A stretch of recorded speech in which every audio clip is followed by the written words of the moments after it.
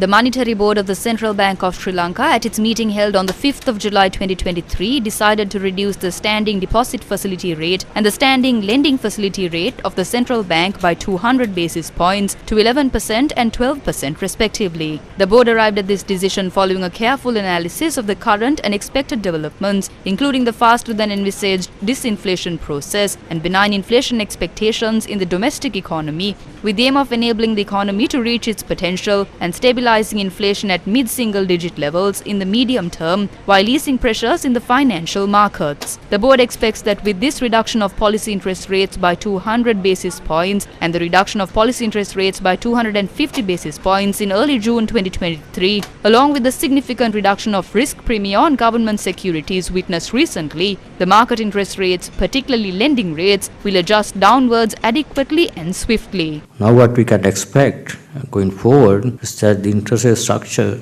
will be back to normal with benchmark rates moving closer to policy rates, and others will move in line with risk premiums attached to each lending and deposit rates. That's what we would expect. As mentioned already, if that normalization would not happen soon, we would hope that it will happen soon. That will give more benefits to the economy and more credit to the economy. So we do not hesitate to have some administrative measures and targets to move that path in line with the normal interest rate structure. Journalists question as to what measures will be taken if the benefit of the reduction of policy interest rates is not given to the people. If it is not reduced from within the banking system, banks will initially be given an opportunity. If it doesn't happen, we will monitor it closely. Journalists also inquired into the estimated loss to the EPF through the domestic debt optimization process. 2038 වෙනකොට ට්‍රිලියන 12ක් විතර කපාදුවක් වෙනවා කියලා මේ නිශාන්ත මෙල් නැමැත්තෙක් ප්‍රකාශ කළා තිබ්බා. ඒ ප්‍රකාශය පදනම් වෙලා විපක්ෂ නායකතුමත් පාර්ලිමේන්තුවේ ප්‍රකාශ කළා. අද මම හිතන්නේ සියලුම මාධ්‍යවල වගේ පළ වෙලා තිබුණා.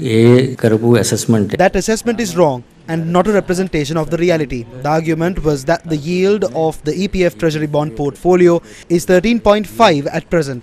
The current average yield is 11.5%. If the yield is to be 13.5% for 15 years, inflation should remain at 15 to 18% till 2038. If you make an assumption based on that, you can increase it further. Debt will not be sustainable.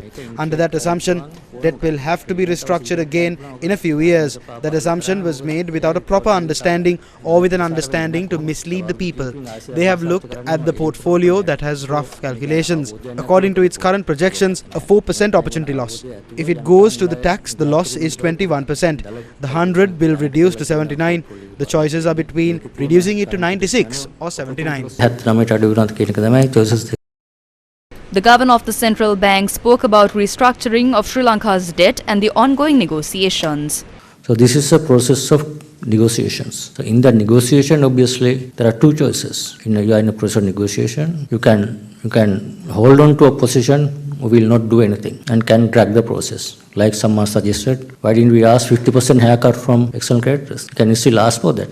And can drag the process for several years. Or whether we want to finalize, come to a deal soon, then we have to compromise the position. Now, TUA, obviously, Minister of Finance is a counterpart from our behalf. But our interest in that negotiation is to, while understanding there has to be a compromise, there has to be a domestic contribution, how best we can optimize the contribution while protecting the interest of the central bank in terms of, as I said, securing financial stability, minimizing impact on central bank balance sheet. Third, minimizing the impact on EPF as a custodian EPF.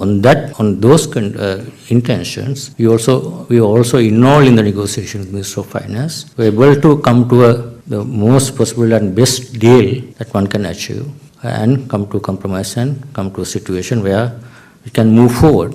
The governor also spoke about the contributors to the Employees' Provident Fund. Distribute. In the EPF law, all the members, it is mandatory for the employees and employees to make the contribution. There's no choice.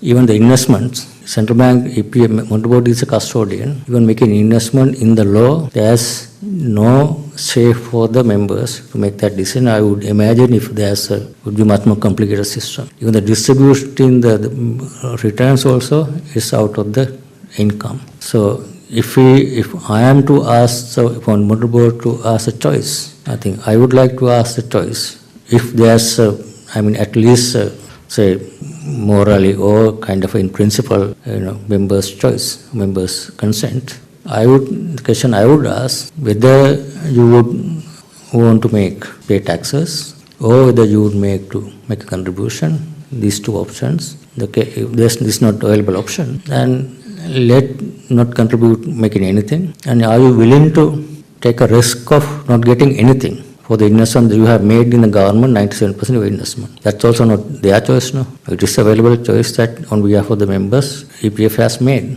So that this is also a question need to be asked. Not that only those two. That's the monetary board will have to make a choice between those two. That's given by the government. But members, if there's a choice, I think we need to ask that you would whether you would take the risk of government not being able to service your interests and the capital, which is also another choice.